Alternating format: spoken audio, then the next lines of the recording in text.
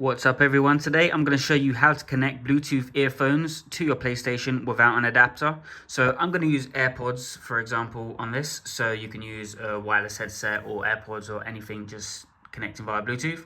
So what you want to do is go to the settings on your phone, hit Bluetooth, and then I'm going to open the AirPods up so that they get connected. Take them out like so and just put them in my ear. And then they've connected on my phone. Great.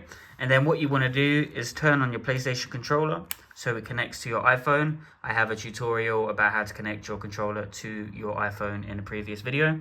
So now the DualSense wireless controller is now connected. What you now want to do is go to PS Remote Play on your phone and connect it to your PlayStation here, which will be the last console, which will be my PS5. And as you can see, I am now connected using Remote Play. Now what I can do is hear all the audio from the PlayStation in my AirPods and still control the PlayStation using the remote, using Remote Play on my phone.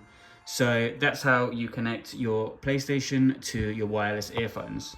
Thanks for watching and please subscribe.